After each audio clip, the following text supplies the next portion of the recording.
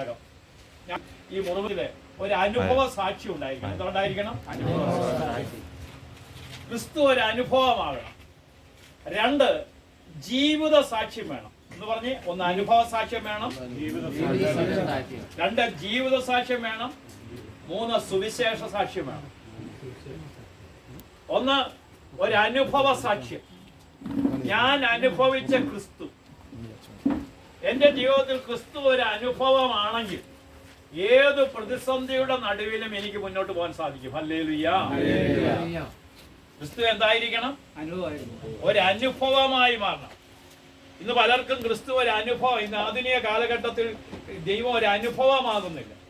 ഞാൻ അനുഭവിച്ചറിയുമ്പോഴാണ് അതൊരു അനുഭവ സാക്ഷ്യമാണ്. നമ്മൾ ഈ നേരം വെളുത്ത് ഉണരുക എന്ന് പറയുന്നതിന് ഒരു അത്ഭുതമാണ്. ഇന്നേ ദിവസം നമ്മൾ ഇവിടെ ആയിരിക്കുക എന്ന് പറഞ്ഞാൽ എന്താണ്?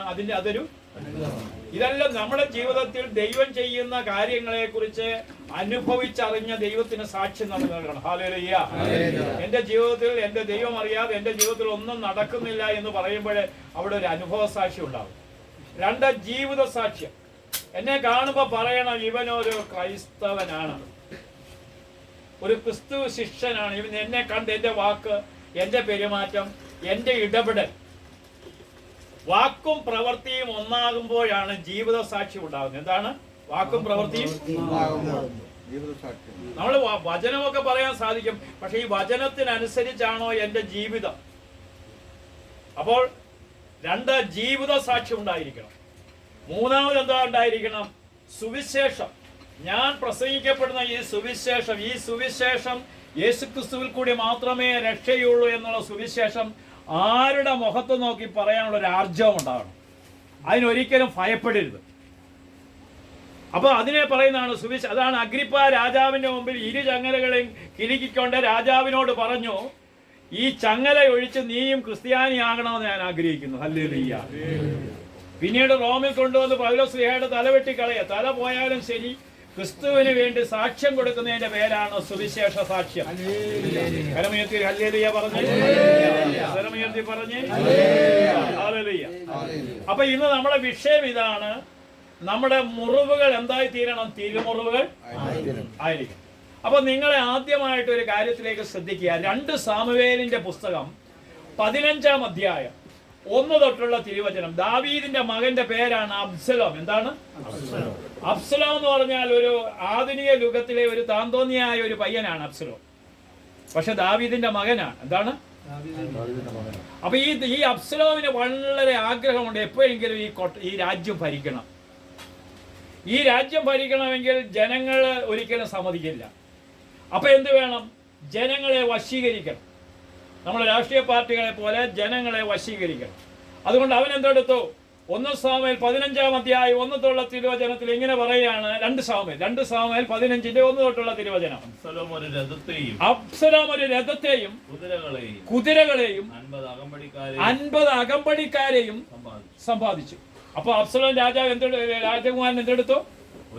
ഒരു രഥത്തെയും കുതിരകളെയും 50 അകമ്പടിക്കാരെയും വാടകയ്ക്കെടുത്തു. അവൻ അതിരാവിലെ ജെറുസലേം പട്ടണത്തിൽ ചെല്ലും. ദാവീദിന്റെ നഗരമാണ് ജെറുസലേം പട്ടണത്തിൽ ചെന്നിട്ട് അവൻ എന്തെടുക്കും? ആരെങ്കിലും രാജസന്നതി, ബാബു സഹോദരനാണ് അവിടെ പരാതിയുമായി വരുന്നതെന്നിരിക്കട്ടെ, ചങ്ങനാശ്ശേരിയിൽ നിന്ന് വന്നിരിക്കുക, പരാതിയുമായി വന്നിരിക്കുക. അപ്പൊ ഈ രാജകുമാരൻ എന്തെടുക്കും? അവൻ ഏത് പട്ടണത്തിൽ നിന്നാ വരുന്നത് ചോദിക്കും. അപ്പോഴേ പറയും, ബാബു സഹോദരൻ പറയാം, ഞാൻ ചങ്ങനാശ്ശേരി ആണ്, കത്തീഡ്രൽ ഇടവക്കാരനാണ്, ഇന്ന സ്ഥലത്തു നിന്നാണ് വരുന്നതെന്ന് പറയും. പട്ടണം ഏതെന്ന് പറഞ്ഞു കഴിഞ്ഞാൽ അബ്സലോം അവനോട് പറഞ്ഞു പറയും, നിന്റെ കാര്യം വളരെ ന്യായമാണ്. എടാ, രാജാവിന്റെ മകൻ രാജകുമാരൻ ഇങ്ങനെ പറയുമ്പോൾ നമുക്ക് സന്തോഷം തോന്നുമോ? നിന്റെ കാര്യം, ദാവീദ് മഹാരാജാവ് പോലും ഇത് പറഞ്ഞിട്ടില്ല. ഇവൻ പറയാണ് നിന്റെ കാര്യം വളരെ ന്യായമാണ്. പക്ഷെ ഇവന്റെ ഉള്ളുകൊണ്ട് അവൻ നന്മയുണ്ടോ? ഇവന് ബാഹ്യമായ വാക്കുകളാ. ഒരു മനുഷ്യന്റെ ബാഹ്യമായ പ്രവൃത്തി കണ്ടുകൊണ്ടല്ല അവനെ വിലയിടേണ്ടത്. അവൻ ആന്തരികമായ ഹൃദയത്തിൽ നിന്നാണ് നന്മയുണ്ടാകേണ്ടത്. ബാഹ്യമായിട്ടുള്ള എല്ലാം അഭിനയമാണ്. അടുത്തിരിക്കുന്ന വ്യക്തിയോട് ബാഹ്യമായിട്ടുള്ള എല്ലാം അഭിനയമാണ്. അഭിനയം എന്ന് പറയുന്നതല്ല യഥാർത്ഥമായിട്ടുള്ളത്. യാഥാർത്ഥ്യം ഹൃദയത്തിൽ നിന്നാണ് വരേണ്ടത്. Hallelujah, hallelujah, hallelujah. അതുകൊണ്ടാണ് നല്ല സമരിയാക്കാരന്റെ ഓമയിൽ ഈശോ പറഞ്ഞത്, നല്ല സമരിയാക്കാരന്റെ പ്രവൃത്തി എന്താ? അവനെ കണ്ടു. അടുത്തിരിക്കുന്ന വ്യക്തി ഒന്ന് കണ്ടിട്ട് ഒന്ന് കൈ പിടിച്ചിട്ട് പോലെ കണ്ണുണ്ടായ പോലെ കാണണമെന്ന് പറഞ്ഞു. ഇന്ന് ആധുനിക മനുഷ്യൻ എന്തില്ല? കണ്ണുണ്ട്, പക്ഷെ ആരെയും കാണേണ്ടതുപോലെ കാണുന്നില്ല. അപ്പോ അവനെ കണ്ടു കഴിഞ്ഞപ്പോൾ എന്താണ് അടുത്ത് പറഞ്ഞു? കണ്ടു കഴിഞ്ഞപ്പോൾ അടുത്തത് എന്താണ്? അതിന് അടുപ്പമുണ്ടായി. എന്തുണ്ടായി? കണ്ടു കഴിഞ്ഞപ്പോഴാണ് അവന്റെ അവസ്ഥയൊക്കെ അടുപ്പമുണ്ടായി. അടുപ്പം ഉണ്ടായി കഴിഞ്ഞപ്പോൾ അവനെന്തോ ഉണ്ടായി? മനസ്സലിഞ്ഞു. എന്താ കഴിഞ്ഞ്? മനസ്സലിഞ്ഞു. മനസ്സുണ്ട്. മനുഷ്യൻ എന്ന വാക്കിന്റെ അർത്ഥം മനസ്സുള്ളവൻ. ഇന്ന് മനുഷ്യനില്ല, മനുഷ്യൻ ഇന്നില്ലെന്ന്. മനസ്സുള്ളവന്റെ പേരാണ് എന്താ? മനസ്സ്. അവരന്റെ വേദന എന്റെ വേദനയാണ്. പുതിയ നിയമത്തിൽ ഒരിക്കലും ദശാംശം എന്ന് പറയുന്ന വാക്കില്ല. പുതിയ നിയമത്തിൽ ദശാംശം എന്ന് പറയുന്ന പുതിയ നിയമത്തിൽ എന്താ? പങ്കുവെക്കലേ ഉള്ളൂ. നിനക്ക് 10 ലക്ഷം ഉണ്ടെങ്കിൽ 5 ലക്ഷം പാവപ്പെട്ടവന് കൊടുക്കുക. അതാ നേർ പകുതിയാ. സക്കായിയുടെ ഭവനം, സക്കായിയോട് എന്താ പറഞ്ഞത്? സക്കായി എന്താ പറഞ്ഞത്? എന്റെ സ്വത്തിന്റെ പകുതിയാണ്. നീ 10 ലക്ഷം രൂപയ്ക്ക് മോളെ കെട്ടിക്കുമ്പോൾ 7 ലക്ഷം രൂപയ്ക്ക് കെട്ടിച്ചിട്ട് 3 ലക്ഷം രൂപ പാവങ്ങൾക്ക് കൊടുക്കുന്നതിന്റെ പേരാണ് പുതിയ നിയമം. നീ 2500 രൂപയുടെ സ്ക്വയർ ഫീറ്റിന്റെ വീട് വെക്കുമ്പോൾ 1500 ആക്കി കുറച്ചിട്ട് വീടില്ലാത്ത ഒരുവൻ 1000 സ്ക്വയർ ഫീറ്റ് വെക്കുന്നതിന്റെ പേരാണ് പുതിയ നിയമം. ഹല്ലേലൂയ. അല്ലാതെ ദശാംശം കൊടുത്താൽ ആരും സ്വർഗത്തിൽ പോകത്തില്ല പ്രിയരെ. ഇതൊക്കെ നിങ്ങളെ കളിപ്പിക്കുക. പുതിയ നിയമത്തിൽ പങ്കുവെക്കലാണ്. ഹല്ലേലൂയ. അതുകൊണ്ടാണ് പറയുന്നത് പുതിയ നിയമം മൊത്തം പങ്കുവെക്കലാണ്. അവരന്റെ വേദന എന്റെ വേദനയാണ്. അവനെ കണ്ടു. Hallelujah, hallelujah, hallelujah, hallelujah. മാവേലിക്കലെ ഒരു വ്യക്തിക്ക് 32 ലക്ഷം രൂപ കടമുണ്ട്. ബാങ്കുകാർ അത് 15 ലക്ഷമായി കുറച്ചു. ഒരു കൊച്ചനാണെങ്കിൽ ഓട്ടിസം പിടിച്ചിരിക്കുക. പക്ഷെ ഇത് ചോദിക്കാനോ പറയാനോ ആർക്കും തയ്യാറല്ല. ചോദിച്ചു കഴിഞ്ഞിട്ടുണ്ടെങ്കിൽ ഇവൻ എന്തെങ്കിലും സഹായിക്കണ്ടേ? ഹല്ലേലൂയ. ഇതാണ് നമ്മുടെ ക്രിസ്ത്യാനിറ്റി. ഹല്ലേലൂയ. അപ്പൊ ഇത് ശ്രദ്ധിച്ചേ. ഇവനെ കണ്ടു കഴിഞ്ഞപ്പോൾ മനസ്സലിഞ്ഞു, അടുത്തിയെന്നു. മനസ്സലിഞ്ഞിട്ട് എന്ത് ചെയ്തു? അടുപ്പമുണ്ടായി. എന്തുണ്ടായി? അടുപ്പമുണ്ടായി. ബന്ധം ശക്തിപ്പെട്ടു. എന്നിട്ട് എന്താണ്? അപ്പൊ അവനെ കാണണമെങ്കിൽ എന്ത്? നേരത്തെ 2 പേര് കടന്നുപോയല്ലോ. ഒരു പുരോഹിതനും ലേവ്യനും കടന്നുപോയല്ലോ. അവരിവനെ കണ്ടെങ്കിലും എന്താ അവനർത്ഥം? ഞാൻ ഇവനെ സഹായിച്ചാൽ എനിക്കെന്ത് പറ്റും? ഞാൻ ഇവനെ സഹായിച്ചാൽ വെറുതെ ഓട്ടോയ്ക്കകത്ത് കയറ്റി ഓട്ടോ റിക്ഷയുടെ കൂലി കിട്ടത്തില്ല. അവൻ അതിനകത്ത് കിടന്ന് ചത്താല് കേസും വഴക്കുമായിട്ടൊക്കെ നടക്കും. വഴിയെ കിടക്കുന്ന വെയ്യാവേലി ഒന്നും തലയിൽ. ഇതാണ് ആധുനിക മനുഷ്യന്റെ പ്രത്യേകത. കണ്ടാലും കണ്ടില്ലെന്ന മട്ട്. ഹല്ലേലൂയ. പക്ഷെ സമരിയാക്കാരൻ എന്ത് കഴിഞ്ഞു? ഞാൻ അവനെ സഹായിച്ചില്ലെങ്കിൽ അവനെന്ത് പറ്റും? അവൻ മരിച്ചു പോയാൽ അവന്റെ ഭാര്യ വിധവയാവും. അവന് ചിലപ്പോൾ 4 കുഞ്ഞുങ്ങൾ കാണും. 4 കുഞ്ഞുങ്ങൾക്ക് അപ്പനില്ലാതാവും. മറ്റുള്ളവന്റെ വേദന എന്റെ വേദനയായി കാണുന്നതിന്റെ പേരാണ് ക്രൈസ്തവ ജീവിതം. ഇവിടെയാണ് വിശ്വാസം ഉണ്ടാകുന്നത്. അവരന്റെ വേദന എന്റെ വേദനയായി മാറണം. അപ്പൊ ഇന്ന് മനുഷ്യൻ മൊത്തം അഭിനയ. അബ്സലോമിനെ പോലെ അഭിനയ. അബ്സലോം എന്താ അഭിനയിച്ച് പറയുന്നത്? നിന്റെ കാര്യം വളരെ ന്യായമാണ്. നിന്റെ പരാതി കേൾക്കാൻ കണ്ടോ? രാജാവിനെ സ്വന്തം അപ്പനെ ചെറുതാക്കി കാണിക്കുകയോ? സ്വന്തം അപ്പനെ രാജാവ് ആരെയും നിയോഗിച്ചിട്ടില്ലല്ലോ. ഞാനൊരു രാജാവായിരുന്നെങ്കിൽ വഴക്കം വ്യവഹാരമുള്ള ആർക്കും അപ്പോയിന്റ്മെന്റ് ഒന്നും എടുക്കണ്ട, എന്റെ എടുക്കൽ വരാം. ഇത് കേൾക്കുമ്പോഴത്തേക്ക് ഈ പരാതിക്കാരന് സന്തോഷം തോന്നും. അപ്പൊ എന്നിട്ട് എന്താ പറയുന്നു? ഞാൻ അവർക്ക് നീതി നടത്തി കൊടുക്കുമായിരുന്നു. ആരെങ്കിലും അടുത്ത് വന്ന് വണങ്ങാൻ വരും. അപ്പൊ രാജകുമാരനാണെന്ന് പറഞ്ഞ് ആരെങ്കിലും വന്ന് താണു വണങ്ങാൻ ശ്രമിച്ചാൽ കൈ നീട്ടി അവനെ പിടിച്ച് 2 കവിളിലും ചുംബിക്കും. അപ്പൊ ജനം വിചാരിക്കോടാ, ഇതാ ദാവീദ് രാജാവ് ചെയ്യാത്തൊരു കാര്യം ഇവൻ ചെയ്യുന്നു. അങ്ങനെ വായിച്ചേ. രാജാവിന്റെ തീർപ്പിനായി വന്ന എല്ലാ ഇസ്രായേൽക്കാരെയും ഇപ്രകാരം ചെയ്തു. ഇങ്ങനെ ഇപ്രകാരം ചെയ്ത് അങ്ങനെ അവൻ അവരുടെ ഹൃദയം അങ്ങനെ ഇസ്രായേൽ ജനത്തിന്റെ ഹൃദയം അവൻ വശീകരിച്ചു കഴിഞ്ഞപ്പോ രാജാവിനെതിരെ ആളുകൾ തിരിഞ്ഞു. രാജാവ് രാജകൊട്ടാരത്തിൽ നിന്ന് ഓടുകയാണ്. ഒരു രാത്രിയില് രാജാവ് 300 പടയാളിയും കൂടെ ഓടുക. ഹല്ലേലൂയ. ഓടുന്ന കൂട്ടത്തിൽ മരുഭൂമിയിൽ വെച്ച് സങ്കീർത്തനം എഴുതുക. നിങ്ങൾ ഇതാണ് യൂതന്റെ പ്രത്യേകത. സഹനം വന്നാലും വേദന വന്നാലും തകർച്ച വന്നാലും നന്ദി പറയുന്നവനാണ് യൂതൻ. അതുകൊണ്ട് അവിടെ ഒരു സങ്കീർത്തനം, ആ സങ്കീർത്തനമാണ് 3-ാം സങ്കീർത്തനം. എന്താണ് 3-ാം സങ്കീർത്തനത്തിന്റെ അവിടെ ഇങ്ങനെ എഴുതിയിട്ടുണ്ട്, അപകടത്തിൽ നിന്നുള്ള രക്ഷ എന്നാണ്. കഴിഞ്ഞ ശേഷം അതിന്റെ അടിയിൽ ഒരു ചെറിയ അക്ഷരത്തിൽ എഴുതിയിട്ടുണ്ട്. എന്താ എഴുതിയിരിക്കുന്നത്? ദാവീദ് തന്റെ മകനായ അബ്സലോമിൽ നിന്ന് ഓടിപ്പോയപ്പോൾ പാടിയ സങ്കീർത്തനം. കണ്ടോ? ഉടുതുണിക്കും അറുതുണിയില്ലാതെ രാത്രി ഓടുന്നവൻ സങ്കീർത്തനം എഴുതിയത്. നിങ്ങൾ എഴുതുവോ? ഹല്ലേലൂയ. ജീവിതത്തിന്റെ കഷ്ടപ്പാടിൽ സങ്കീർത്തനം എഴുതിയത്. എന്താ സങ്കീർത്തനം എഴുതാൻ കാര്യം?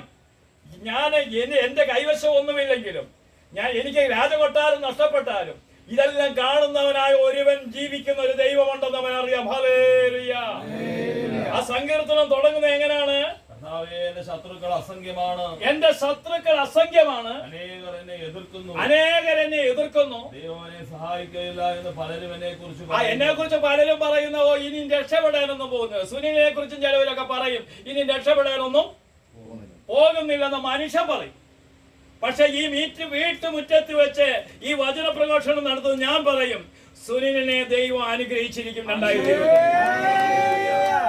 ഈ അവസ്ഥയൊക്കെ മാറും. അല്ലെങ്കിൽ ഇവിടെ വചന പ്രഘോഷണം നടക്കത്തില്ല. ഹല്ലേലൂയ. ഈ വചന പ്രഘോഷണം നിമിത്തം ഈ ദേശം മൊത്തം, ഈ സ്ഥലം മൊത്തം അനുഗ്രഹിക്കപ്പെടുകയാണ്. മനസ്സിലായോ? അപ്പൊ ഇവിടെ ദൈവത്തിന്റെ വചനം പറയാണ്, ദൈവം അവനെ സഹായിക്കത്തില്ല എന്ന് പലരും എന്നെ കുറിച്ച് പറയും. എങ്കിലും ഈ മനുഷ്യൻ എന്ത് പറഞ്ഞാലും എനിക്കൊരു പ്രശ്നമല്ല. അടുത്തിരിക്കുന്ന വ്യക്തിയോട് പറയാം, മനുഷ്യൻ എന്ത് പറഞ്ഞാലും. ഇതിന്റെ പേരാണ് വിശ്വാസം. മനുഷ്യൻ പറയുന്നത് കാര്യമാക്കാത്തതിന്റെ പേരാണ് കേൾക്കുന്ന. ഭാര്യ പറയുന്നതോ മക്കൾ പറയുന്നതോ അയൽക്കാർ പറയുന്നതോ ഒന്നുമല്ല നിന്റെ ജീവിതത്തിൽ ദൈവം കുറിച്ചിട്ടുള്ളത്. ഹല്ലേലൂയ. നിന്റെ ജീവിതത്തിന്റെ ഭാവി നിശ്ചയിക്കുന്നത് മനുഷ്യനല്ല, ദൈവമാണ്. ഹല്ലേലൂയ. പലരും എന്നെ കുറിച്ച് പറയും. എങ്കിൽ അടുത്ത വചനം പറയുന്നു, അങ്ങാണ് എന്റെ രക്ഷാകവചവും മഹത്വം. വലത് കരം ഉയർത്തി പറഞ്ഞ് സങ്കീർത്തകൻ പറയുകയാണ്, അങ്ങാണ് എന്റെ രക്ഷാകവചവും മഹത്വം. ജീവിതത്തിന്റെ പ്രശ്നങ്ങളുടെ നടുവിൽ പറയണം. 2 കോടി രൂപയുടെ കടബാധ്യത ഉണ്ടെങ്കിലും പറയണം, ദൈവമേ നീയാണ് എന്റെ രക്ഷാകവചവും മഹത്വവും. പറഞ്ഞേ പറഞ്ഞേ നീയാണ് എന്റെ രക്ഷാകവചവും മഹത്വവും. ഇത് പറഞ്ഞാൽ നിന്റെ ജീവിതത്തിൽ തീരാനുള്ള പ്രശ്നങ്ങളേ ഉള്ളൂ. നീയാണ് എന്റെ രക്ഷാകവചവും. 25 കോടി കടബാധ്യതയുള്ള ഒരു വ്യക്തി വേളാങ്കണ്ണിയിലെ 12ാമത്തെ യാത്രയിൽ വന്നു. ഞാൻ ഈ വചനം പറഞ്ഞു, നീയാണ് എന്റെ രക്ഷാകവചവും. പക്ഷേ അദ്ദേഹത്തിന് 25 കോടി മാത്രം മാറുകയല്ല, ഇന്ന് 40 കോടി രൂപ ബിസിനസ് ലാഭം കിട്ടിക്കൊണ്ടിരിക്കുക. കാര്യം എന്നാ? അദ്ദേഹത്തിന് ബോധ്യമായി മനുഷ്യൻ പറയുന്നതല്ല എന്റെ തലയ്ക്ക് മുകളിൽ കിടക്കുന്നത്, ദൈവം പറയുന്നതാണ് എന്റെ തലയ്ക്ക് മുകളിൽ കിടക്കുന്നത്. ഉറപ്പുള്ള ഒരു കരം ഉയർത്തി ഒരു 4 ഹല്ലേലൂയ പറഞ്ഞു.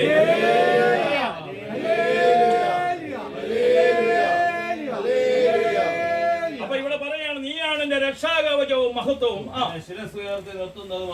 എന്നെ തലയൊന്ന് ഉയർത്തിക്കേ, തല ഉയർത്തിയിട്ട് പറ, എന്നെ ശിരസ് ഉയർത്തി നിർത്തുന്നവൻ. അടുത്തിരിക്കുന്ന വ്യക്തിയോട് പറ, എന്റെ ദൈവം എന്നെ ശിരസ് ഉയർത്തുമെന്ന് പറ. എന്റെ തല കുനിയാൻ ദൈവം അനുവദിക്കത്തില്ലെന്ന് പറ. കേൾക്കുന്നുണ്ടോ മോനെ? എന്റെ തല കുനിയാൻ എന്നെ ശിരസ് ഉയർത്തി നിർത്തും. മനുഷ്യൻ എന്ത് പറഞ്ഞാലും എന്റെ ദൈവം എന്റെ ശിരസ് ഉയർത്തി നിർത്തും. വളരെ ഉയർത്തി പറ, മനുഷ്യൻ എന്ത് പറഞ്ഞാലും എന്റെ ദൈവം എന്നെ ശിരസ് ഉയർത്തി നിർത്തും. എന്താ പറയുന്നത്? ഞാൻ ഉച്ചത്തിൽ കർത്താവിനെ വിളിച്ചപേക്ഷിക്കും. പർവ്വതത്തിൽ നിന്ന് അവിടുന്ന് എനിക്ക് ഉത്തരമരുളും. എന്റെ എല്ലാ ചോദ്യങ്ങൾക്കും അവിടുന്ന് ഉത്തരമരുളും. ഞാൻ ശാന്തമായി കിടന്നു. എന്നിട്ട് പറയാണ്, ഞാൻ ശാന്തമായി രാത്രിയിൽ കിടന്നുറങ്ങും. ഉണർന്നെഴുന്നേൽക്കുന്നു. എന്തെന്നാൽ ഞാൻ കർത്താവിന്റെ കരങ്ങളിലാണ്. ഞാൻ ശാന്തമായി എന്ന് പറഞ്ഞ് ഞാൻ ശാന്തമായി കിടന്നുറങ്ങുന്നു, ഉണർന്നെഴുന്നേൽക്കുന്നു. എന്തെന്നാൽ കർത്താവിന്റെ കരങ്ങളിലാണ്. ഇതാ എഴുതുന്ന ആരാന്നറിയുമോ? അനുഭവത്തിൽ കൂടിയ. കൊട്ടാരത്തിൽ നിന്ന് ഓടിപ്പോകുമ്പോ എഴുതിയ സങ്കീർത്തനമാണ്. ജീവിതത്തിലെ ഉടുതുണിയും മറുതുണിയും ഇല്ലാതെ ഓടുന്ന ഒരു വ്യക്തി എഴുതുക, ഞാൻ ശാന്തമായി. ഇന്നലെ വരെ കൊട്ടാരത്തിൽ താമസിച്ച വ്യക്തിക്ക് മരുഭൂമിയിൽ ഇരുന്ന് എഴുതുക, ഞാൻ ശാന്തമായി കിടന്നുറങ്ങുന്നു, ഉണർന്നെഴുന്നേൽക്കുന്നു. ഞാൻ ആരുടെ കരങ്ങളില എന്ന് പറഞ്ഞ്. അപ്പൊ ഈ ദാവീദ് മഹാരാജാവ് ഇങ്ങനെ ഓടിപ്പോകുമ്പോഴേ ശ്രദ്ധിച്ചേ, മുറിവുകൾ എങ്ങനെ തിരുമുറിവുകളാക്കാന്നുള്ള ഇനി അടുത്ത വചനം 2 സാമുവേൽ 16-ാം അധ്യായം 5 തൊട്ടുള്ള തിരുവചനം. ദാവീദ് കൊട്ടാരത്തിൽ നിന്ന് ഓടിപ്പോകുമ്പോഴേ എന്താ സംഭവിക്കുന്നത് നീ കേട്ടോ? രാജാവ് ബഹ്റൂമിലെത്തിയപ്പോൾ സാവൂളിന്റെ ബന്ധുവായ, നേരത്തെയുള്ള രാജാവിന്റെ ബന്ധുവായ ഗേരയുടെ മകൻ ഞങ്ങളോട് ഞാൻ ചോദ്യം ചോദിക്കും.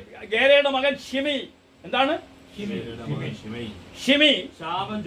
ശാപം ചൊരിഞ്ഞുകൊണ്ട് പുറപ്പെട്ടു വന്നു.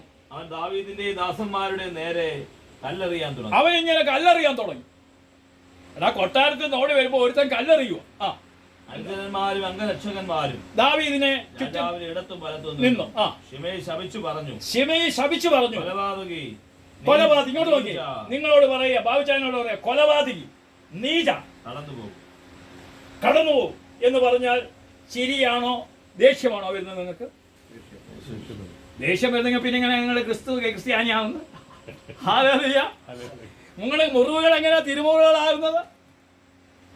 എടാ എന്താണ് മുറിവുകൾ? അപ്പൊ കൊലപാതകി, നീച, കടന്നുപോ. സാവൂളിന്റെ സ്ഥാനത്ത് വാഴുന്ന നീ കുടുംബാംഗങ്ങളെ കൊന്നതിന് കർത്താവ് പ്രതികാരം ചെയ്തിരിക്കുന്നു. നിന്റെ മകൻ അബ്സലോമിന് രാജ്യത്വം നൽകിയിരിക്കുന്നു. നീ നശിച്ചു പോകത്തേ ഉള്ളൂ. അടുത്ത ഒരാൾ പറയാ, നീ നശിച്ചു പോകത്തേ ഉള്ളൂ എന്ന് പറഞ്ഞാൽ നീ എന്ത് കേൾക്കും? ചിരിക്കുവോ കരയുവോ? ഒരാൾ പറയുക, സജിയെ നോക്കിക്കൊണ്ട് പറഞ്ഞു, നീ നശിച്ച് മുട്ടിഞ്ഞു പോകത്തേ ഉള്ളൂ എന്ന് പറഞ്ഞാൽ നിന്റെ മനോഭാവം എങ്ങനെ ആയിരിക്കും? ഇവിടെയാണ് ക്രിസ്തീയത. ഇതാണ് മറ്റു ജാതികളിൽ നിന്ന് ക്രിസ്ത്യാനിയുടെ പ്രത്യേകത. നിന്റെ മുഖത്ത് നോക്കി ഒരുത്തൻ നശിച്ചെന്ന് പറഞ്ഞാൽ ചിരിക്കാനുള്ള, സന്തോഷിക്കുന്ന ഒരു മുഖമുണ്ടെങ്കിൽ നീ യഥാർത്ഥത്തിൽ ക്രിസ്തു ശിഷ്യനാണ്. ഹല്ലേലൂയ. കാരണം മനുഷ്യൻ പറയുന്നതൊന്നും നടക്കത്തില്ല, ദൈവം പറയുന്നതേ നടക്കത്തുള്ളൂ. ഹല്ലേലൂയ. അപ്പോൾ ഇവിടെ എന്താ പറഞ്ഞത്? നിന്റെ നാശം അടുത്തിരിക്കുന്നു, രക്തം ചൊരിഞ്ഞവനാണ്. അപ്പോൾ ശരിയായുടെ മകൻ രാജാവിന്റെ പടയാളി, പടത്തലവൻ വാൾ ഊരിയിട്ട് പറഞ്ഞു, ഈ ചത്തപട്ടി യജമാനനായ രാജാവിനെ ശപിക്കുന്നു, അവന്റെ തല വെട്ടി കളയട്ടെ എന്ന് ദാവീദ് ചോദിക്കുക. എന്താണ്? നിങ്ങളാണെങ്കിൽ തല വെട്ടി കളയാൻ പറയും. എന്നെ ഇത്രയും പറഞ്ഞല്ലേ? അപ്പൊ ദാവീദ് എന്ന് പറഞ്ഞു? രാജാവ് എന്ത് പറഞ്ഞു? ശരി പുത്രന്മാരെ, നിങ്ങൾക്ക് എന്ത് കാര്യം? ദാവീദിനെ ശപിക്കുക എന്നുള്ളത് ദൈവം പറഞ്ഞിട്ടുള്ളതാണെങ്കിൽ എന്റെ ജീവിതത്തിൽ നടന്നതെല്ലാം ദൈവം അനുവദിച്ചതാ. സുനിലെ, ഇവിടെ വന്ന് ഈ സാഹചര്യത്തിൽ ജീവിക്കണമെന്ന് ദൈവം അനുവദിച്ചതാ. ദൈവം അനുവദിച്ചതിനെ ഓർത്ത് നന്ദി പറയണം. ജീവിതത്തിൽ ഉണ്ടായിരിക്കുന്ന സഹനങ്ങളെ ദൈവം അനുവദിച്ചതാണ്. ഹല്ലേലൂയ. ഇത് മാനുഷിക ദൃഷ്ടിയിൽ നോക്കിയില്ല, അവൻ ആത്മീയ ദൃഷ്ടിയിൽ ദൈവത്തിന്റെ കണ്ണുകൾ കൊണ്ട് നോക്കാൻ പഠിച്ചു. ഇതാണ് വിശ്വാസം. ഒന്നാമതായിട്ട് അവൻ മനുഷ്യന്റെ കണ്ണുകൾ കൊണ്ടല്ല നോക്കിയത്, ദൈവത്തിന്റെ കണ്ണുകൾ കൊണ്ട് നോക്കിയപ്പോൾ ഈ വാക്കുകളെല്ലാം ദൈവത്തിന്റെ, ഇവൻ പറയുന്നതൊന്നും നിലനിൽക്കത്തില്ല, ഇത് ഇവൻ ശപിക്കുവാൻ അനുവദിച്ചതെങ്കിൽ അവൻ ശപിക്കട്ടെ, അവന് കുറെ ചീത്ത വിളിക്കുന്നെങ്കിൽ ചീത്ത വിളിച്ചോട്ടെ, അതിലൊന്നും എനിക്കൊരു പ്രശ്നമല്ലെന്ന് പറയുമ്പോഴാണ് ആത്മീയനാകുന്നത്. നിങ്ങൾ ആത്മീയനായോ? മുറിവുകൾ തിരുമുറിവുകളാകാതെ ഉടമ്പടി എടുക്കാനും അച്ഛനും ഒക്കെ പോവുക, എന്ത് പ്രയോജനം? പ്രിയ സാരങ്ങളെ, നമ്മുടെ മുറിവുകൾ തിരുമുറിവുകളാകാതെ നിങ്ങൾക്ക് ഒരു വകയും കിട്ടത്തില്ല. ഹല്ലേലൂയ. നമ്മുടെ സാഹചര്യങ്ങളെ ഓർത്ത് നന്ദി പറയണം. അതാണ് പുതിയ നിയമം മൊത്തം പഠിപ്പിക്കുന്നത്. പൗലോസിനെ സീലാസിനെ കാരാഗൃഹത്തിലിട്ടു, കാരാഗ്രഹം തന്നതിനെ പ്രതി സ്തുതിച്ചപ്പോൾ കാരാഗ്രഹത്തിൽ ഒരു ഭൂകമ്പം ഉണ്ടായി. ഹല്ലേലൂയ. തുറക്കാത്ത വാതിലുകൾ തുറന്നു. ഹല്ലേലൂയ. ചങ്ങലകൾ അഴിഞ്ഞു വീണു. ഹല്ലേലൂയ. ജീവിതത്തിന്റെ ചങ്ങലകൾ, ജീവിതത്തിന് തുറക്കാത്ത വാതിലുകൾ തുറക്കണമെങ്കിൽ നിന്റെ മുറിവുകൾ തിരുമുറിവുകളായി മാറണം. കരമയത്തി ഹല്ലേലൂയ പറഞ്ഞേ. നിങ്ങൾക്ക് എന്തെങ്കിലും പിടികിട്ടിയോ? പ്രിയ താരങ്ങളെ, നമ്മളൊക്കെ വലിയ പുണ്യവും പുരാണവും ഒക്കെ പറഞ്ഞുകൊണ്ടിരിക്കുക. നന്മ നിറഞ്ഞ മറിയം ചൊല്ലുമ്പോൾ നിന്റെ ഹൃദയത്തിൽ നന്മയില്ലാതെ ഇത് ചൊല്ലിയത് കൊണ്ട് യാതൊരു ഗുണവും. എന്താ ഈ നന്മ? മുറിവേൽപ്പിച്ചവനെ നിരപരാധിയായി പ്രഖ്യാപിക്കുന്നതിന്റെ പേരാണ് നന്മ. എന്നെ വേദനിപ്പിച്ച വ്യക്തികളെ എല്ലാം നിരപരാധിയായി കാണുന്നതിന്റെ പേരാണ് നന്മ. ഹല്ലേലൂയ. അല്ലാത്തതൊന്നും നന്മയല്ല. എന്നെ ചതിച്ചവനെ എല്ലാം അനുഗ്രഹിക്കട്ടെ എന്ന് പറയുന്നതിന്റെ പേരാണ് നന്മ. എന്നിട്ട് പ്രാർത്ഥിച്ച് നീ പ്രാർത്ഥിക്കുന്ന ഉത്തരം അന്ന് തന്നെ കിട്ടിയിരിക്കും. ഹല്ലേലൂയ. പറഞ്ഞ മനസ്സിലായോ? അപ്പൊ ഇവിടെ ദൈവത്തിന്റെ വചനം പറയാം. എന്താ വചനം പറയുന്നത്?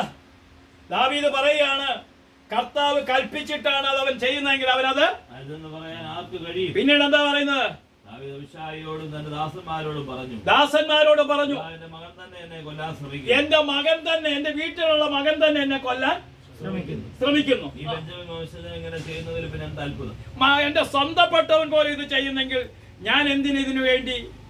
തുടർന്ന് വചനം പറയുകയാണ്, അവനെ വെറുതെ വിട്ടേക്കോ, അവൻ ശപിക്കട്ടെ. കർത്താവ് കൽപ്പിച്ചത് കൊണ്ടാണ് അവൻ ശപിക്കുന്നത്.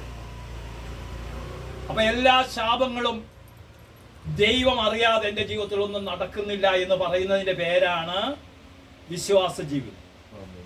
ദൈവം അപ്പൊ കർത്താവ് കൽപ്പിച്ചത് കൊണ്ടാണ് അവൻ ശപിക്കുന്നത്.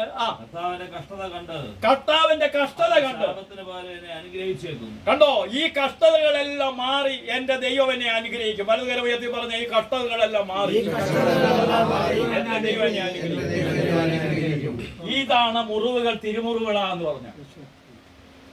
എന്റെ കഷ്ടതയിൽ, എന്റെ സഹനങ്ങളിൽ ദൈവത്തോട് നന്ദി പറഞ്ഞ് പരാതിയില്ലാത്ത ജീവിതം പറയുന്നതിന്റെ പേരാണ്.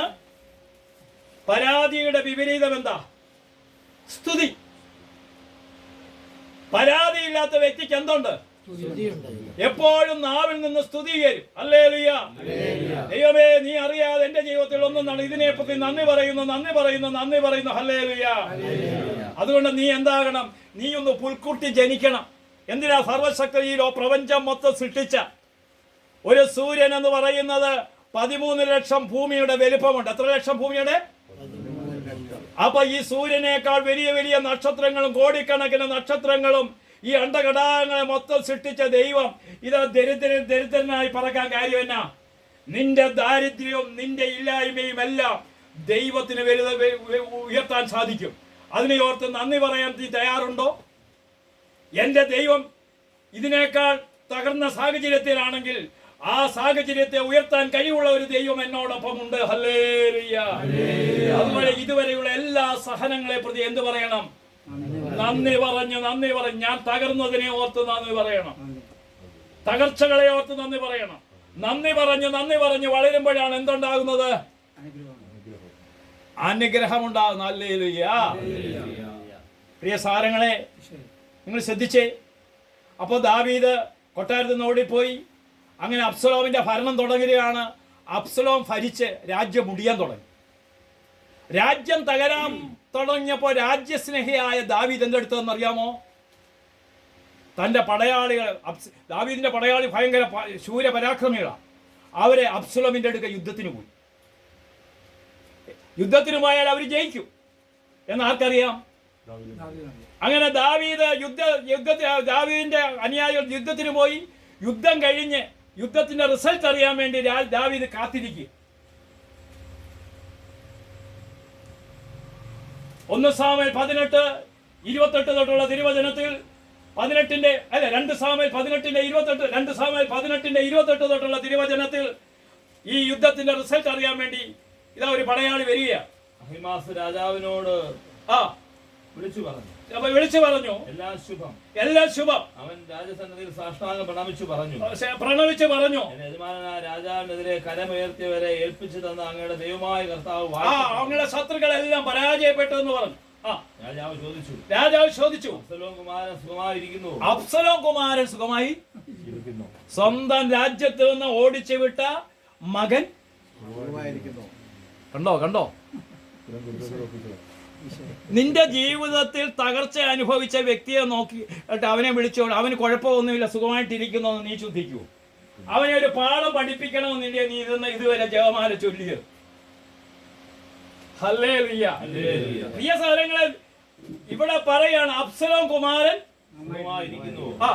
അഹിമാസ് പറഞ്ഞു, യോവാബ് എന്നെ അയക്കുമ്പോൾ വലിയൊരു ബഹളം കേട്ടു, എന്നാൽ അതെന്തെന്ന് എനിക്ക് അറിയുന്നില്ല. രാജാവ് പറഞ്ഞു, നീ അങ്ങോട്ട് മാറി നിൽക്ക്. അവൻ മാറി നിന്നു. പിന്നെ കുഷ്യനെത്തി രാജാവിനോട് പറഞ്ഞു, യജമാനനായ രാജാവിന്റെ സദ്വാർത്ത എനിക്കെതിരെ ഉയർന്ന എല്ലാവരുടെയും പിടിയിൽ നിന്ന് കർത്താവ് അങ്ങയെ മോചിപ്പിച്ചു. രാജാവ് കുഷ്യനോട് ചോദിച്ചു, അബ്സലോം കുമാരൻ സുഖമായിരിക്കുന്നുവോ? അബ്സലോം കുമാരൻ ഇപ്പൊ രോഗാവസ്ഥയായിരിക്കുന്ന ഫ്രാൻസിസ് മാർപ്പാപ്പ പറയുക, ഈ വചനം വായിക്കുമ്പോൾ ഞാൻ എന്റെ കണ്ണിൽ നിന്ന് കണ്ണുനീർ ഒഴുകി ആ ബൈബിൾ നനയുമെന്ന്. രാജാവ് ദാവീദ് മഹാരാജ് ചോദിക്കുക, അബ്സലോം കുമാരൻ കണ്ടോ? തന്നെ വേദനിപ്പിച്ച വ്യക്തി മകനോടുള്ള രാജാവിന്റെ മനോഭാവം, തന്നെ നൊമ്പരപ്പെടുത്തിയ വ്യക്തിയോട് ദാവീദിന്റെ മനോഭാവം. അബ്സലോം കുമാരൻ സുഖമായിരിക്കുന്നോ എന്ന ഈ വാക്ക് വായിക്കുമ്പോൾ ഫ്രാൻസിസ് മാർപ്പാപ്പയുടെ കണ്ണിൽ നിന്ന് കണ്ണുനീർ ഒഴുകുമെന്ന്. Hallelujah, hallelujah. തുടർന്ന് വചനം പറയുകയാണ്, അവന് സംഭവിച്ചത് യജമാനന്റെ എല്ലാ ശത്രുക്കൾക്കും അങ്ങേക്കെതിരെ ഉയരുന്ന എല്ലാവർക്കും സംഭവിക്കട്ടെ. രാജാവ് വികാരിതനായിട്ട് എന്താ പറയുന്നത്? പടിപ്പര മുകളിൽ കയറി വിലപിച്ചുകൊണ്ട് ഇങ്ങനെ പറയാണ്, അവൻ പറഞ്ഞു, എന്റെ മകനെ അബ്സലോമേ, നിനക്ക് പകരം ഞാൻ മരിച്ചിരുന്നെങ്കിൽ. കണ്ടോ, എന്റെ മകനെ അബ്സലോമേ, നിനക്ക് പകരം ഞാൻ. ഇതൊക്കെ എടുത്തൊന്ന് വായിക്കണം നിങ്ങൾ. ഇതാണ് വിശ്വാസ ജീവിതം.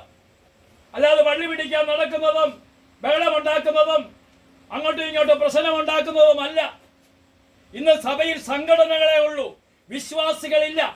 രാഷ്ട്രീയ പാർട്ടിക്കാരെ പോലെ കുറെ സംഘടനകൾ.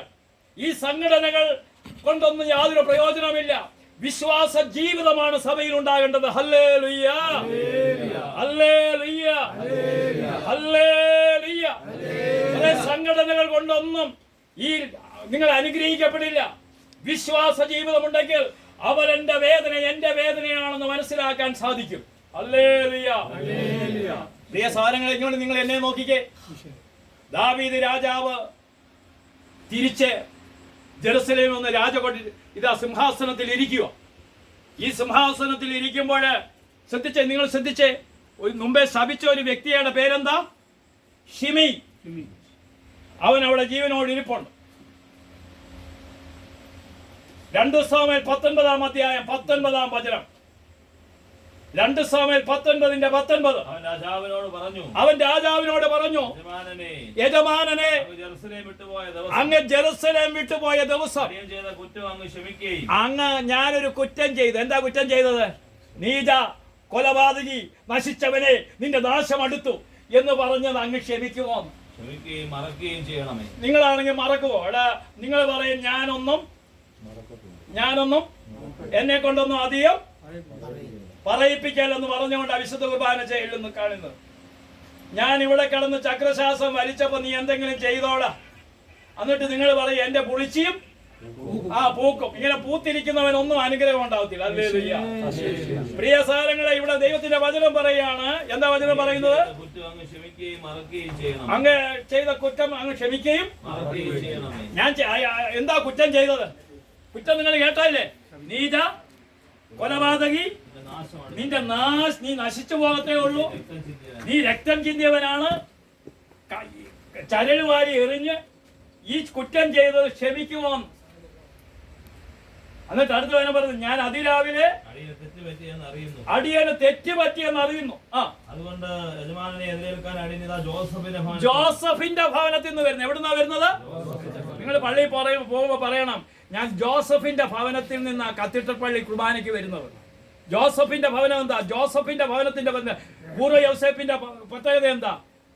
എല്ലാം മറക്കാനും പൊറുക്കാനും തയ്യാറുള്ളവനായിരുന്നു പൂർവ്വ യൗസേപ്പ്. സഹോദരന്മാര് തിന്മ ചെയ്തപ്പോൾ നിങ്ങൾ എനിക്ക് തിന്മ ചെയ്തു, ദൈവം അത് നന്മയാക്കി മാറ്റി എന്ന് പറഞ്ഞവനാണ് യൗസേപ്പ്. Hallelujah, hallelujah. നിങ്ങൾ എന്നെ വിറ്റതിനെ ഓർത്ത് നിങ്ങൾ ദുഃഖിക്കണ്ട എന്ന് പറഞ്ഞവനാണ് യൗസേപ്പ്. അപ്പോൾ നിങ്ങള് ഈ സെന്റ് മേരീസ് കത്തീഡ്രൽ പള്ളിയിൽ കുർബാനയ്ക്ക് ചങ്ങനാശ്ശേരിയിൽ പോകുമ്പോൾ നിങ്ങൾ പറയേണ്ടത് എന്താ? ഞങ്ങൾ ജോസഫിന്റെ ഭവനത്തിൽ നിന്ന് വരികയാ. എന്താ ജോസഫിന്റെ ഭവനം? ക്ഷമിക്കുന്നതും പൊറുക്കുന്നതുമാണ്. ആരോടും വെറുപ്പില്ലാതെ വിശുദ്ധ കുർബാനയ്ക്ക് പോകുന്നതിന്റെ പേരാണ് ജോസഫിന്റെ ഭവനം. ആരോടും വെറുപ്പും വൈരാഗ്യവും ഇല്ലാതെ എന്നെ വേദനിപ്പിച്ച വ്യക്തികളെ എല്ലാം നിരപരാധിയായി പ്രഖ്യാപിച്ചുകൊണ്ട് ജോസഫിന്റെ ഭവനത്തിലേക്ക് പോകുമ്പോഴാണ്, ഹല്ലേലൂയ, അപ്പോഴാണ് നിന്റെ ജീവിതത്തിൽ വിശുദ്ധീകരണം ഉണ്ടാകുന്നത്. ഹല്ലേലൂയ, ഹല്ലേലൂയ പറഞ്ഞേ, പറഞ്ഞേ. അപ്പൊ നമ്മളെ മുറിവുകളെല്ലാം എന്തായി മാറണം? തിരുമുറിവുകളാകുമ്പോൾ ജോസഫിന്റെ ഭവനത്തിൽ നിന്ന് വരുന്നു. അപ്പോൾ ദാവീദ്, അപ്പോഴും ശിമെയുണ്ട്. അപ്പോഴാരുണ്ട്? രാജാവിന്റെ പടയാളി അഭിഷായി. അഭിഷായി വാളോങ്ങിക്കൊണ്ട് പറഞ്ഞു, ശപിച്ചതുകൊണ്ട് ഇവനെ കൊല്ലേണ്ടതല്ലേ? അപ്പൊ ദാവീദ് എന്താ പറഞ്ഞത്? നിങ്ങൾക്ക് എന്ത് കാര്യം? എനിക്ക് ശല്യം ഉണ്ടാക്കാൻ നോക്കുന്നു. ഇസ്രായേലിൽ ആരെയെങ്കിലും ഇന്ന് വധിക്കുകയോ? ഞാൻ ഇസ്രായേലിന്റെ രാജാവാണ്, മരിക്കയില്ല എന്ന് രാജാവ് നിന്നെ ഞാൻ കൊല്ലത്തില്ല എന്ന് വാക്ക് കൊടുത്തു. ഹല്ലേലൂയ. സാരങ്ങളെ മറക്കുന്നവനും പൊറുക്കുന്നവനും ക്ഷമിക്കുന്നവന്റെയും പേരാണ് ക്രൈസ്തവൻ. ഹല്ലേലൂയ. ക്ഷമിക്കുവാനും പൊറുക്കുവാനുമുള്ള ഒരു മനസ്സുണ്ടോ, നിന്റെ ജീവിതത്തെ ദൈവം അനുഗ്രഹിച്ചിരിക്കും. Hallelujah, hallelujah, hallelujah, hallelujah. അതുകൊണ്ട് ജീവിതത്തിൽ ആദ്യം വിശ്വാസിക്ക് വേണ്ടത് എന്താ? കോരഹ പുത്രന്മാര് സങ്കീർത്തനം 46:10 എഴുതി വെച്ചിരിക്കുക. ഈ കോരഹാരാന്നറിയാമോ? മോശക്കെതിരെ പിറുപിറുത്ത് കോരഹവും കൂട്ടിനും ഭൂമി വളർന്ന് ഭൂമിക്കടിയിൽ പോയി. അങ്ങനെ കോരഹിന്റെ തലമുറകൾ ഇങ്ങനെ വളർന്നപ്പോൾ കുറെ തലമുറ കഴിഞ്ഞപ്പോൾ അവിടെ പുത്രന്മാർ അറിഞ്ഞു, ഞങ്ങളുടെ വല്യപ്പൻ ദൈവത്തിനെതിരെ അല്ലെങ്കിൽ മോശക്കെതിരെ പരാതി പറഞ്ഞ് ദൈവത്തിന് വിരുദ്ധമായി പറഞ്ഞതുകൊണ്ട് അങ്ങനെ ഞങ്ങൾ ഭൂമി വളർന്നു പോയെന്ന് മനസ്സിലായതുകൊണ്ട് അവർ മനസ്തപിച്ച് ജെറുസലേം ദേവാലയത്തിന്റെ വാതുക്കൽ പടിയിൽ ഇരുന്നുകൊണ്ട് ദൈവസന്നിധിയിൽ മാനസാന്തരപ്പെട്ടെഴുതിയ 11 സങ്കീർത്തനത്തിൽ എഴുതിയിട്ടുണ്ട്. അതിലെ ഒരു സങ്കീർത്തനമാണ് 46-ാം സങ്കീർത്തനം. അതിന്റെ 10-ാം വചനം പറയുകയാണ്, ശാന്തമാകുക, ഞാൻ ദൈവമാണെന്നറിയുക. വളരെ പറ, ഞാൻ ശാന്തമാകുക. അപ്പം ആദ്യം നിങ്ങളുടെ മനസ്സ് ശാന്തമാക്കണം. സകല വീട് ജപ്തി ചെയ്യാൻ പോകുന്നോ? മനസ്സ് ശാന്തമാകണം. കടബാധ്യതയുണ്ടോ? മനസ്സ് ശാന്തമാകണം. നിനക്കൊരു ക്യാൻസർ രോഗമുണ്ടോ? മനസ്സ് ശാന്തമാകണം. ഇന്ന് ആധുനിക മനുഷ്യനില്ലാത്തത് എന്താ? ശാന്തമാകുക. എന്താ ഈ ശാന്തത ഇല്ലാത്തത്? സന്ധ്യാസമയത്ത് പ്രാർത്ഥനയൊന്നുമില്ല, കേൾക്കുന്നത് മൊത്തം ടെലിവിഷനിലെ ന്യൂസ് ചാനലുകളും ഭയങ്കരമായ സംഭാഷണങ്ങളും കുറ്റപ്പെടുത്തലുകളും മാത്രമേ ഉള്ളൂ. ഏത് കുടുംബത്തിലുണ്ട് ശാന്തമായ ഒരു അന്തരീക്ഷം? ആദ്യം നീ ശാന്തമാകണം. നിന്റെ ദൈവം ആരാണെന്ന് അറിയണം. ഹല്ലേലൂയ. നിന്റെ ദൈവം ആരാണ്? നീ പ്രാർത്ഥിക്കുമ്പോൾ സ്വർഗത്തിൽ നിന്ന് അഗ്നി ഇറക്കുന്നവനാണ് ദൈവം. ഉറപ്പുള്ള ഒരു 3 ഹല്ലേലൂയ പറഞ്ഞ്. അപ്പോൾ ശാന്തമായി പ്രാർത്ഥിച്ചാൽ എന്ത് സംഭവിക്കും? അവിടെ അത്ഭുതങ്ങൾ ഉണ്ടാകും. ദൈവം ആരാണെന്ന് അറിയണം. ദിനവൃത്താന്തങ്ങളുടെ 2-ാം പുസ്തകം 7-ാം അധ്യായം 1 തൊട്ടുള്ള തിരുവചനത്തിൽ സോളമൻ പ്രാർത്ഥിച്ചു. പ്രാർത്ഥന കഴിഞ്ഞപ്പോൾ എന്ത് സംഭവിച്ചുവെന്ന് 2 ദിനവൃത്താന്തം 7-ന്റെ 1 തൊട്ടുള്ള തിരുവചനം. സോളമൻ പ്രാർത്ഥിച്ചു കഴിഞ്ഞപ്പോൾ സ്വർഗത്തിൽ നിന്ന് അഗ്നി ഇറങ്ങി. ഹല്ലേലൂയ. ഇന്ന് ഈ സുനിലിന്റെ വീട്ടിൽ ഇവിടെ ദൈവത്തിന്റെ അഗ്നി ഇറങ്ങുന്ന നിമിഷമായി മാറാൻ പോവുകയാണ്.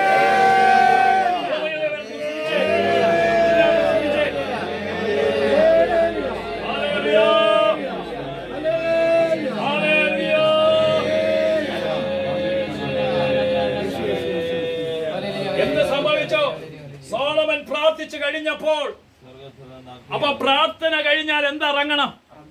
അടുത്തിരിക്കുന്ന വ്യക്തിയോട് പറ, പ്രാർത്ഥിച്ചു കഴിഞ്ഞാൽ അഗ്നി ഇറങ്ങണമെന്ന് പറ. ഇതുവരെ അഗ്നി ഇറങ്ങിയോ? പ്രാർത്ഥനയുടെ അഗ്നി ഇറങ്ങി. എന്നിട്ട് എന്തുണ്ടായി? വസ്തുക്കളും മറ്റു വസ്തുക്കളും ദഹിപ്പിച്ചു. കർത്താവിന്റെ മഹത്വം. അപ്പൊ പ്രാർത്ഥിക്കുന്നവന്റെ ഭവനത്തിൽ ദൈവത്തിന്റെ മഹത്വം കൊണ്ട് നിറയും. നീ പ്രാർത്ഥിക്കുന്നവനാണോ? നിന്റെ കുടുംബത്തിൽ ദൈവത്തിന്റെ ഗ്ലോറി ഉണ്ടാവും. ഹല്ലേലൂയ. ദൈവ മഹത്വം കൊണ്ട് നിറയും. പ്രിയ സഹോദര, പരമേശ്വരൻ ചേട്ടൻ കേട്ടോ, നീ പ്രാർത്ഥിക്കുന്നവനാണെങ്കിൽ ദൈവ മഹത്വം കൊണ്ട് നിന്റെ ഭവനം മൊത്തം നിറയും. നിന്റെ ഭവനത്തിൽ ദൈവ മഹത്വം കൊണ്ട് നിറയും. നിന്റെ ദൈവ മഹത്വം കൊണ്ട് നിറയുമ്പോൾ മറ്റുള്ളവരെ നിന്നിലേക്ക് ആകർഷിക്കപ്പെടും. നീ എത്ര പ്രാർത്ഥിച്ചിട്ടും ദൈവ മഹത്വം നിറയാത്തത് കൊണ്ടാണ് നിന്നിലേക്ക് ആള് വരാത്തത്. പ്രാർത്ഥന കഴിഞ്ഞപ്പോൾ അവന്റെ ഭവനം ദൈവത്തിന്റെ മഹത്വം കൊണ്ട് നിറഞ്ഞു. ഹല്ലേലൂയ. തുടർന്ന് വചനം പറയാണ്, കർത്താവിന്റെ തേജസ്. അപ്പോൾ വിശുദ്ധ കുർബാന കഴിയുമ്പോൾ ആ കർത്താവിന്റെ തേജസ് ആ കത്തീഡ്രൽ പള്ളിയിൽ നീ പ്രാർത്ഥിക്കുന്ന ഭവനത്തിൽ നിറയും. ഇതാണ് പ്രാർത്ഥനയുടെ റിസൾട്ട്. അടുത്തിരിക്കുന്ന വ്യക്തിയോട് പറഞ്ഞ്, ദൈവത്തിന്റെ തേജസ് നിറയാറുണ്ടോ എന്ന് ചോദിച്ച്. അവിടുത്തെ നോക്കിയവ, അതാണ് അവിടുത്തെ നോക്കിയവർ പ്രകാശിതരാണെങ്കിൽ നീ ഒരു പ്രകാശമായി മാറണം. നിന്നെ കാണുമ്പോ പറയണം, ഇവൻ അനുഗ്രഹിക്കപ്പെട്ടവനാണ്. ഹല്ലേലൂയ. നിന്റെ ജീവിതം കണ്ടിട്ട് പറയണം, ഇവൻ അനുഗ്രഹിക്ക. ദൈവത്തിന്റെ തേജസ് കൊണ്ട് നിറഞ്ഞു. അയച്ചേ. പ്രവേശിക്കാൻ കഴിഞ്ഞില്ല. കർത്താവിന്റെ മഹത്വം നിറയുന്നതും ഇസ്രായേൽ ജനം സാഷ്ടാംഗം പ്രണമിച്ചു. എന്നിട്ട് അവരെന്ത് പറഞ്ഞു? അവിടുന്ന് നല്ലവനാണ്, അവിടുത്തെ സ്നേഹം ശാശ്വതമാണെന്ന് പറഞ്ഞു. ജനം മൊത്തം പറഞ്ഞു, യേശുവേ അവിടുന്ന് നല്ലവനാണ്. പറഞ്ഞേ, പലതരമയത്തി പറഞ്ഞേ. പ്രാർത്ഥിച്ചപ്പോൾ ജനം മഹത്വം ഇറങ്ങിയപ്പോൾ ദൈവജനം എന്ത് പറഞ്ഞു? ദൈവമേ നീ മാത്രമേ ഉള്ളൂ നല്ലവൻ. നല്ലവൻ എന്ന് പറഞ്ഞാൽ യാതൊരു കറയോ കളങ്കമോ ഇല്ലാത്തവൻ. നീ മാത്രമാണ് നല്ലവൻ. ഹല്ലേലൂയ. നല്ലവൻ എന്ന് പറഞ്ഞാൽ നല്ലത് മാത്രം നിനക്ക് വരണമെന്ന് ആഗ്രഹിക്കുന്നവൻ. സുനിലിന് നല്ലത് മാത്രം വരണമെന്ന് ആഗ്രഹിക്കുന്നവന്റെ പേരാണ്. അതുകൊണ്ടാണ് നമ്മൾ നല്ല ദേവനെ ഞങ്ങളെല്ലാവരെയും നല്ലതാക്കി നിന്നിട്ടത്തിൽ ചൊല്ലിടേണമേ. പ്രിയ സാരങ്ങളെ, പ്രാർത്ഥന കഴിഞ്ഞപ്പോൾ ജനം പറഞ്ഞു, ദൈവമേ നീ നല്ലവനാണേ. പലതരത്തിൽ പറഞ്ഞു, ദൈവമേ. ഇത് പറയണമെങ്കിൽ എന്ത് വേണം? എന്റെ മുറിവുകൾ എന്താകണം? എങ്കിലേ എനിക്ക് ദൈവം നല്ലവൻ. അല്ലെങ്കിൽ ഞാൻ പലരുടെയും കുറ്റം പറഞ്ഞുകൊണ്ടേയിരിക്കും.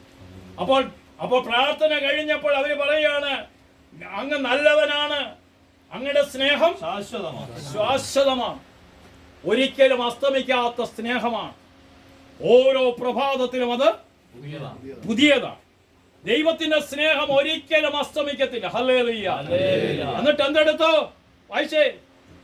രാജാവും ജനവും ബലിയർപ്പിച്ചു. എന്നിട്ട് അവസാനം പറയാണ്, അവരെല്ലാം അനുഗ്രഹത്തോടുകൂടി സന്തോഷത്തോടും കൂടി വീട്ടിലേക്ക് യാത്ര പുറപ്പെട്ടു.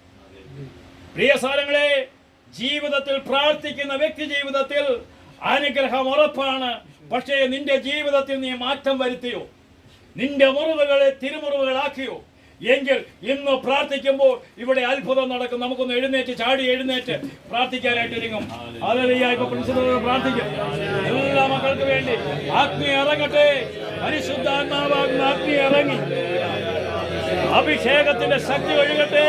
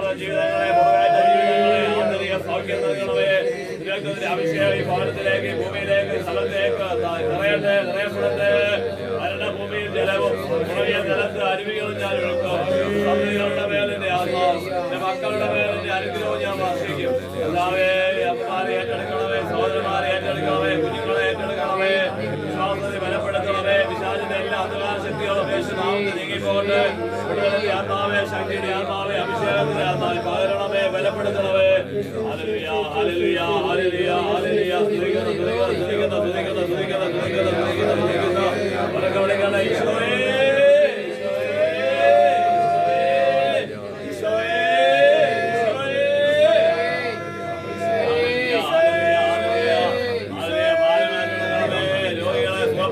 നിരാശ കഴിയട്ടെ യഥാർത്ഥ കെട്ടുകളെ നീങ്ങി പോകട്ടെ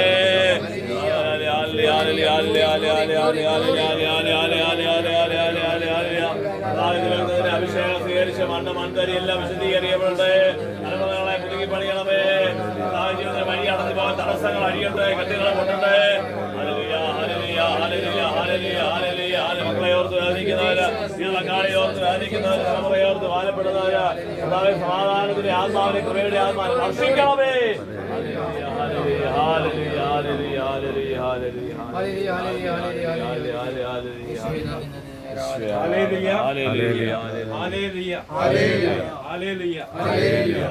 ചെറിയ വിഷയം ഇന്ന് മുറിവുകൾ എങ്ങനെ തിരുമുറിവുകൾ ആകും. അപ്പൊ ഈ വിഷയത്തില് നമ്മളെ വേദനിപ്പിച്ച എല്ലാ വ്യക്തികള് അവരെല്ലാവരുടെയും പേരുകൾ നിങ്ങൾ എഴുതിയെടുത്ത് ഈ കുമ്പസാരത്തിന് അല്ലെങ്കിൽ ഒരുപക്ഷെ നിങ്ങൾ കുമ്പസാരിക്കാൻ സാധിക്കാത്തവരാണെങ്കിൽ അവരോടെല്ലാം ക്ഷമിച്ച് പ്രാർത്ഥിക്കണം.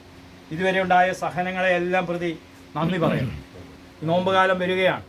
ഇതുവരെ നമ്മൾ അനുവദിച്ച സഹനം അത് ജീവിത പങ്കാളിയിൽ നിന്നാകാം, മക്കളിൽ നിന്നാകാം, അയൽക്കാരിൽ നിന്നാകാം, സ്നേഹിതരിൽ നിന്നാകാം. അതിനെ പ്രതി നന്ദി പറയണം. Hallelujah hallelujah hallelujah. യേശുവേ നന്ദി, യേശുവേ ആരാധന. സാക്ഷ്യം ചോദിച്ചാൽ ഇപ്പോൾ ഒരു സാക്ഷി ഇപ്പോഴേ ചോദിച്ചാൽ പറയും. എല്ലാവർക്കും കേൾക്കാമല്ലോ. പറയും, ഇപ്പൊ സാക്ഷ്യം പറയും. Okay, praise the Lord. Hallelujah. പറഞ്ഞു. കഴിഞ്ഞ വേളാങ്കണ്ണി യാത്രയിൽ കഴിഞ്ഞ വേളാങ്കണ്ണി യാത്ര എന്ന് പറയുമ്പോൾ നമ്മൾ ഫെബ്രുവരി 8-ാം തീയതിയാണ് യാത്രയാണ്. അതിൽ ഞാനില്ലായിരുന്നു. എന്റെ മകനും എന്റെ മരുമകളുമായിരുന്നു. ആ മകന്റെയും മരുമകളുടെയും പേരെന്ന് പറഞ്ഞു. പേര് റോബിൻ, മരിയ. മരിയ. അവർ രണ്ടുപേരുമാണ് പോയിരുന്നത്. പോയ കൂട്ടത്തില് എനിക്ക് വെളിയിലോട്ട് ഇറങ്ങാൻ മേലാത്തൊരവസ്ഥ. കാര്യം ശ്വാസം മുട്ടല്, ഒരു ചുവട് പുറത്തോട്ട് വെക്കുമ്പോൾ മറിഞ്ഞു പോകുന്നൊരു അവസ്ഥ ഉണ്ടായി. അപ്പോൾ അത് പ്രാർത്ഥനയുടെ കൂട്ടത്തിൽ ഫുള്ള് കുഞ്ഞുങ്ങളോട് ഞാൻ പറഞ്ഞു പറയണം, പ്രാർത്ഥിക്കണമെന്ന് പറഞ്ഞു. പക്ഷെ അത് അവിടെ ചെന്ന് വേളാങ്കണ്ണി ചെല്ലുന്നതിന് മുമ്പ് തന്നെ എനിക്ക് ആ ബുദ്ധിമുട്ട് മാറി. നമ്മൾ ഈ വിഷയമൊക്കെ വെച്ച് നമ്മൾ പട്ടുമലയെ പ്രാർത്ഥിച്ചിരുന്നു. പ്രാർത്ഥിച്ച് പിള്ളേർ മടങ്ങി വന്നപ്പോൾ അവർ പറഞ്ഞു, ബ്രദർ വിളിച്ച് പറഞ്ഞു 4 ശ്വാസം മുട്ടൽ രോഗികളെ സൗഖ്യപ്പെടുത്തും. കർത്താവ് ഇടപെട്ടു. ഹല്ലേലൂയ. ഒരു നന്മ പറഞ്ഞ മറിയം പോലും സ്വസ്ഥമായിട്ട് ചൊല്ലാനൊക്കെ ഇപ്പൊ ചൊല്ലാം. ഇപ്പൊ ഒരു നന്മ അറിഞ്ഞൊന്ന് പിടിച്ച് നന്മ അറിഞ്ഞ മറിയൊന്ന് ചൊല്ലിക്കുക, കേൾക്കട്ടെ. മറിയമേ നിനക്ക് സുസ്തി, കർത്താവ് അങ്ങയുടെ കൂടെ സ്ത്രീകളിൽ അങ്ങ് അനുഗ്രഹിക്കപ്പെട്ടവളാകുന്നു. അങ്ങയുടെ ഉദരത്തിൽ ഫലമായി ഈശോ അനുഗ്രഹിക്കപ്പെട്ടവനാകുന്നു. പരിശുദ്ധ മറിയമേ തമ്പുരാന്റെ അമ്മേ, ഭാവികളായ ഞങ്ങൾക്ക് വേണ്ടി എപ്പോഴും ഞങ്ങളുടെ മരണസമയത്ത് തമ്പുരാനോട് ഒരു വെടിക്കെട്ട് കയ്യടി കൊടുത്ത്. അപ്പോൾ നമുക്ക് ഇവിടെ ഏതാണ്ട് ഒരു ചെറിയ ഭക്ഷണമൊക്കെ ഉണ്ടെന്ന് തോന്നുന്നു അല്ലേ സുനിലേ? ആ ഉണ്ട്. അപ്പോൾ അടുത്ത വേളാങ്കണ്ണി ട്രിപ്പ് മാർച്ച് 15-നാണ്. മാർച്ച് 15-നാണ് അടുത്ത ട്രിപ്പ്. അപ്പോൾ ആ ട്രിപ്പിലേക്ക് വരാൻ ആഗ്രഹിക്കുന്നവർ മറ്റുള്ളവരോടും പറയുക.